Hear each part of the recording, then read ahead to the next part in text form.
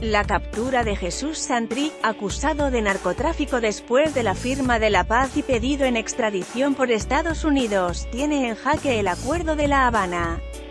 Y desde La Picota, donde se encuentra recluido y adelanta una huelga de hambre que ya comienza a hacer estragos en su salud, el jefe guerrillero contestó un cuestionario enviado por El Espectador.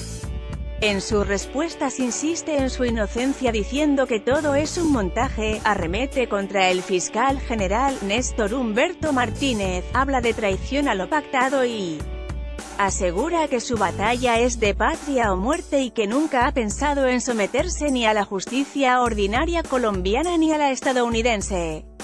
Usted dice que las acusaciones en su contra son un montaje judicial contra la FARC. ¿Qué intereses y quiénes cree que podrían estar detrás de esto? Son muchos los enemigos de la paz, no solo fuera de la institucionalidad, sino también dentro de ella. El interés es el fracaso del proceso. No cumplir con compromisos de tanto significado, como el de la reforma rural integral o el de la reforma política, por ejemplo, y en eso hay implicados grandes terratenientes y grupos de poder claramente identificables en partidos políticos como el Centro Democrático, el llamado uribismo en general y el mismo Cambio Radical. Una figura insigne en la obstrucción apátrida de los acuerdos es el fiscal general, Néstor Humberto Martínez, que se suma a las voces de odio y venganza que muchos tienen contra la fuerza alternativa revolucionaria del común. Este es el fiscal que puso talanqueras para desfigurar la JEP, que obstaculizó la puesta en marcha de la Unidad de Investigación y Desmonte del Paramilitarismo. Y que, entre muchas otras cosas, se ha impuesto la tarea de buscar a cualquier costa la judicialización de los integrantes de la FARC. Entretanto, en su despacho permanecen alrededor de 15.000 compulsas de copia referidas al fenómeno paramilitar, que no tienen doliente. Los financiadores del paramilitarismo parecen ser vacas sagradas en este país, Álvaro Uribe Vélez incluido, además como organizador y perpetrador de masacres como la de El Aro. Sin embargo, el gobierno ha dicho que la orden de captura se produjo en una corte del Distrito Sur del estado de Nueva York, luego de una investigación de la DEA a través de la Interpol, y que acá solo se atendió por cooperación. Lo que primó fue un interés irrefrenable del fiscal por actuar contra mí. Yo había denunciado hace muchos meses, quizás más de un año, la decisión que tenía de montarme cualquier tipo de proceso que me colocara en manos de la justicia ordinaria, y es lo que está ocurriendo. Yo no tengo procesos en Colombia sobre esta materia, ni hubo solicitud formal de extradición en el momento de mi captura, lo cual tenía que pasar por los canales de la JEP, y no primero por las manos del fiscal. Pero este es un asunto de abogados y la lucha que ahora llevo desde el 9 de abril es esencialmente política y no judicial, pues frente a este tipo de montajes generalmente es muy poco lo que se puede hacer, porque además de la tramoya de la Fiscalía, está el poder omnímodo de la Embajada estadounidense en Colombia, que es la que verdaderamente rige las determinaciones de este Estado intervenido y subordinado. Le puede interesar. Estado de salud de Jesús Santrich no mejora. Impec Marlon Marín, sobrino de Iván Márquez, viajó a Estados Unidos para ser testigo protegido y aportar más información que lo involucraría a usted. ¿Cuál es su relación con él? No tengo mayor información y seguramente ya en esa calidad extraña que le otorguen, tomará el rumbo que le marquen quienes lo protegen, y se hace con todos los elementos y efectos especiales de una película de Hollywood. Pero lo cierto es que mi relación con Marlon Marín se da por el impulso que supuestamente venía él haciendo de los proyectos productivos, al lado del Dr. Carlos Simancas, desde el Ministerio del Postconflicto. Con esa categoría me presentó gente, con la idea de financiar granjas econativas en el país, considerando que yo soy integrante de la Comisión de Seguimiento e Impulso a los Acuerdos, la llamada CHIVI. Al final nunca se concretó nada, solo promesas. Pero el fiscal Martínez, en alocución con el presidente Juan Manuel Santos, dijo que había evidencia concluyente en su caso. El espacio donde debe presentarla y donde se puede contextualizar y rebatir es en el de la JEP, que es donde debió comenzar cualquier tipo de proceso. Aquí, de momento, lo que se da es un manejo mediático irresponsable que caracteriza al señor Martínez, el del prejuzgamiento y la condena anticipada. Usted mismo aceptó haber tenido contacto con el capo Rafael Caro Quintero, pero dijo que lo creyó un empresario. ¿Quién se lo presentó? ¿De qué hablaron? No lo conozco más que por el nombre y un saludo telefónico hecho por solicitud de Marlon Marín para agradecerle, como empresario, su interés por la paz en Colombia.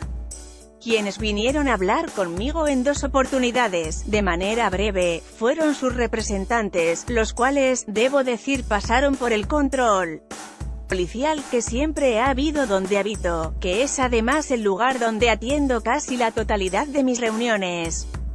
Estos contactos que narro fueron hechos con la plena conciencia de que el interlocutor era un empresario interesado en proyectos productivos. Jamás se dijo una palabra por fuera de este contexto. Ahora, según las últimas noticias, vaya uno a saber si estas personas realmente existían o fueron parte de la puesta en escena. Resulta difícil de creer que uno de los narcos más buscados de México haya entrado en contacto con usted haciéndose pasar por empresario. ¿Qué buscaba acaso? ¿Qué podía ganar en Colombia con los proyectos productivos del posconflicto? A nadie conozco como capo, no tengo esa información, y si a mí me resultó creíble que el gobierno quiso hacer un acuerdo de paz, no me pareció increíble que otra gente en el orbe quisiera apoyarlo, como en efecto se ha visto durante el curso de la implementación. Lo que sí me parece extraño es que, si esta gente son narcos reconocidos, ¿por qué no se les detuvo en el control policial? No tengo yo, ni ningún colombiano del común, manera de verificar los antecedentes de nuestros interlocutores. No tengo idea de quién puede ser un mafioso en Colombia, mucho menos en el extranjero. Vale señalar que ni estas propuestas ni ninguna otra presentada por empresario alguno comprometen transacciones económicas con la FARC o alguno de sus integrantes, pues carecemos de recursos para desarrollar iniciativas, por pequeñas que sean.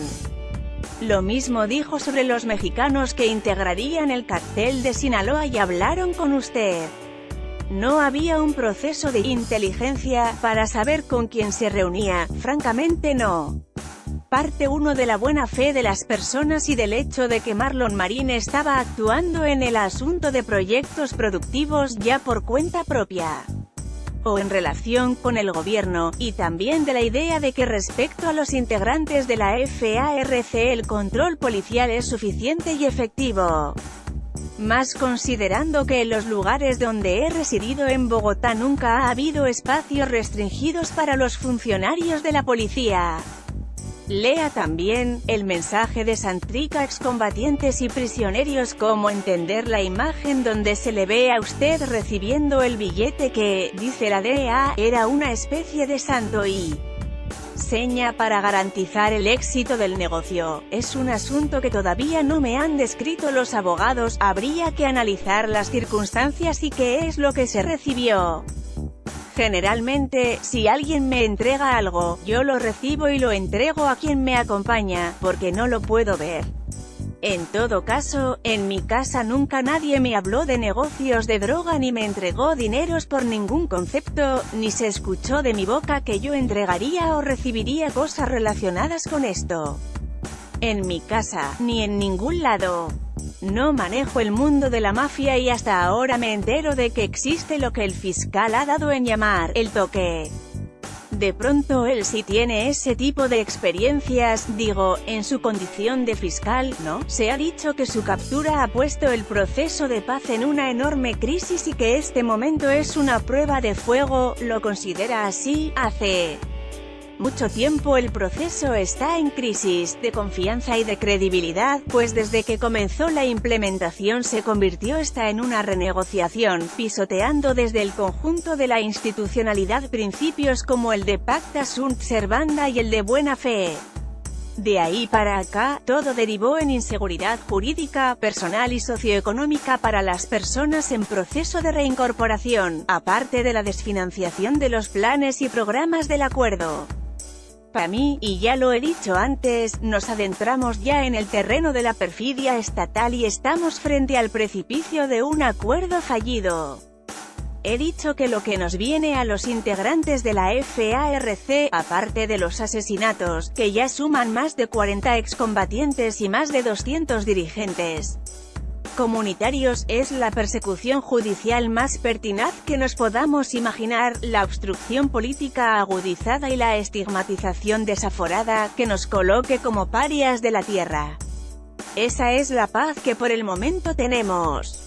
La paz de la traición a la reforma rural, que se evidencia en el proyecto de ley de tierras que presentó el gobierno a consulta previa y que destruye la ley 160 de 1994 y le sigue dando rienda suelta a los grandes empresarios y latifundistas, segregando, como siempre, a las comunidades rurales. La traición a la reforma política y su naufragio en el Congreso, el fracaso del proceso de sustitución de cultivos de uso ilícito, la traición de la reforma a la ley de víctimas, aparte de la traición misma al proceso de reincorporación.